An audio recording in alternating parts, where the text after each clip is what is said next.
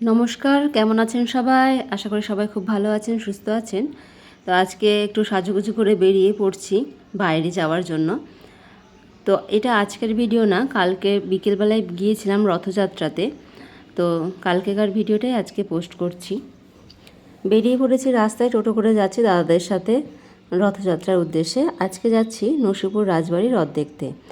আমার ছোট থেকে কোনোদিনও যাওয়া হয়নি নসিপুরের রাজবাড়িতে রথ দেখতে, তাই ভাবলাম যে এইবার আমি নসিপুরেই যাব রথযাত্রা দেখতে।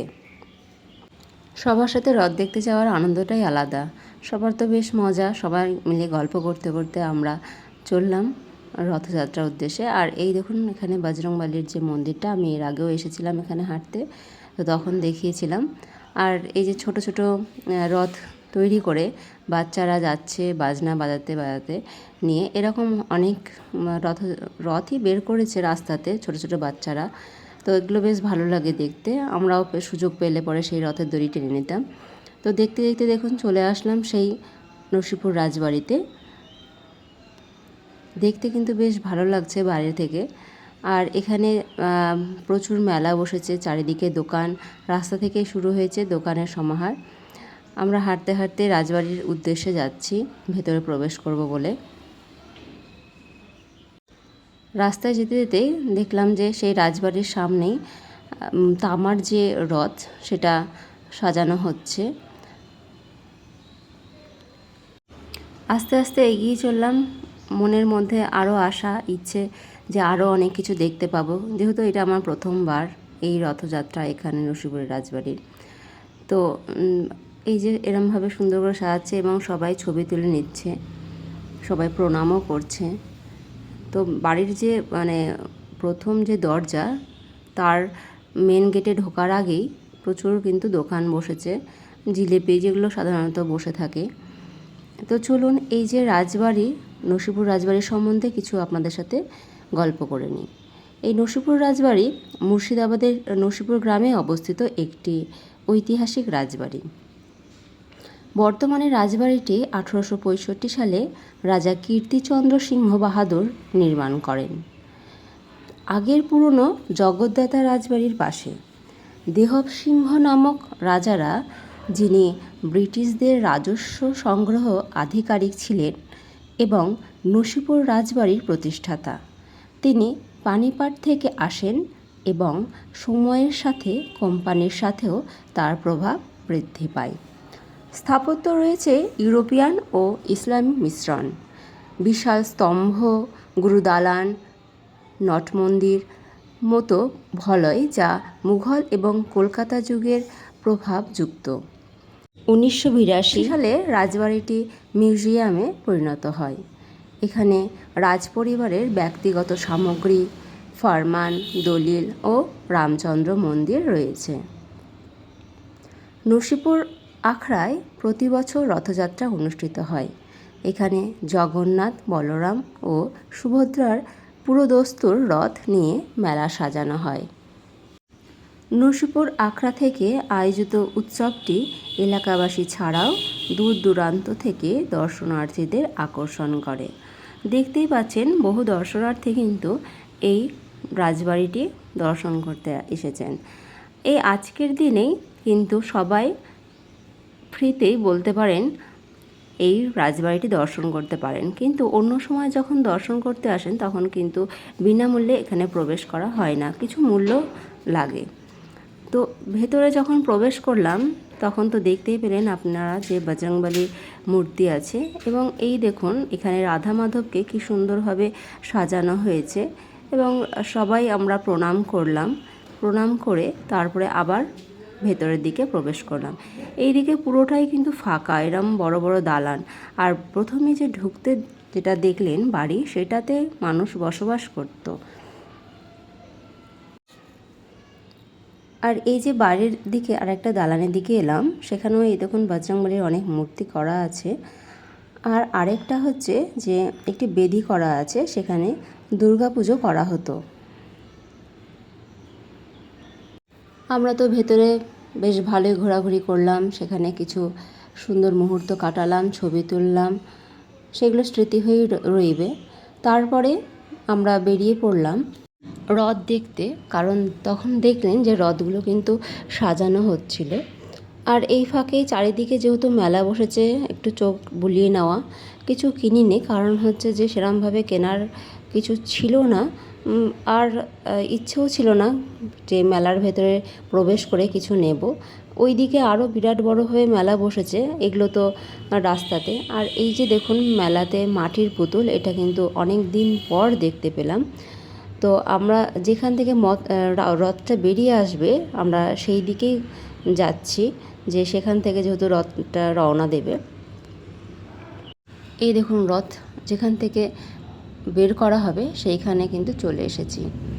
আর এখানেও সামনে তামার যে রথটা সেটা রাখা আছে, আর ভেতরে আমরা প্রবেশ করলাম, সেখানে চাঁদির, কাঠের এই দুটো রথই রাখা আছে দেখলাম। 3টে ওখানে ভেতরে রথ রাখা আছে, চলুন দেখে নিই। আর সেখানে বাজনা বাজানো হচ্ছে এই যে, আর প্রচুর দর্শনার্থীরাও এসেছেন সেখানে সেই রথ দেখতে। তো আমি না আসলে পরে জানতে পারতাম না যে এখানেও এরম সুসজ্জিতভাবে রথ সাজানো হয় এবং এত মানুষের সমাগম এই রথযাত্রায় হয়। তো এসে বেশ ভালোই লাগছে। আর এই দেখুন চাঁদির যে মূল আকর্ষণীয় যে বিষয়বস্তু এখানে, সেটি হচ্ছে এই রথ, চাঁদির রথ। এটা দেখার জন্যই কিন্তু বহু দর্শনার্থীদের ভিড় হয়। এবং পাশে কাঠের রথ রাখা আছে এই যে জগন্নাথ দেবের। তো এখানেও কিন্তু খুব সুন্দরভাবে তাকে সাজানো হয়েছে, বেশ ভালোই লাগলো। আমরা প্রণাম করে নিলাম, প্রণাম করে নিয়ে বাইরে এলাম। আর এখানে দেখলাম প্রসাদ দেওয়া হচ্ছে, পায়েস, তো নিয়ে নিলাম, কিন্তু নেওয়ার সময়তেই বেশ পোড়া পোড়া গন্ধ করছিল, যার ফলে সেটা খেতে পারিনি। তারপরে ফুচকার কাছে চলে আসলাম, যেটা মেলার মূল আকর্ষণীয় জিনিস, সেটা হচ্ছে ফুচকা। তো সেটা আমরা সবাই খাওয়ার জন্য লাইন দিয়ে দিলাম এবং খেয়ে নিলাম। আর ফুচকার কাছেই দেখুন একটা সুন্দর পরিবেশ। আর ওই সাইডে বলছিলাম না বেশ অনেকটা জুড়ে মেলা বসেছে, তো সেইটাই আর কি হয়েছে। তো এখন এই ফুচকা দেখে আমার জিভে রীতিমতন জল চলে আসছে।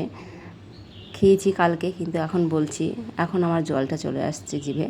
তো যাই হোক, কিছু করার নেই, কালকে খেয়ে নিয়েছি।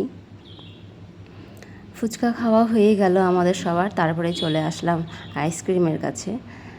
বেশ গরম, কালকে খুবই গরম পড়েছিল, যার জন্য একটা তো আইসক্রিম খেতেই হবে, তাই জন্য সবাই মিলে আইসক্রিম নিয়ে নিলাম হাতে। আর সেই মুহূর্তে আইসক্রিম খেতে খেতেই রথটাও চলে আসছিল। এবার রথও টানতে হবে, আইসক্রিমও খাচ্ছি সবাই মিলে। তো কোনো রকমে সেই আইসক্রিম ব্যাগ ধরিয়ে রথ টানতে চলে গিয়েছিলাম, একটু জগে জল ছিল সেই জলটা হাতে নিয়ে। আর দেখুন এখানে কিন্তু রথটা সেই দড়ি দিয়ে টানা হয় সেরম কিন্তু হচ্ছে না, এখানে কিন্তু ঠেলে এরমভাবে, এই যে দেখুন ঠেলে ঠেলে নিয়ে যাওয়া হচ্ছে। আর এটি হচ্ছে তামার রথ। তো এই রথটিতে একটুখানি হাত লাগিয়েছিলাম। আর প্রচুর মানুষের ভিড়। তো ভাবলাম একটু ভিড়টা কমে যাক, তারপরে আমরা এখান থেকে বেরোবো, না হলে কিন্তু বেরোতে পারবো না, কারণ 3টে রথ যেহেতু বেরিয়েছে।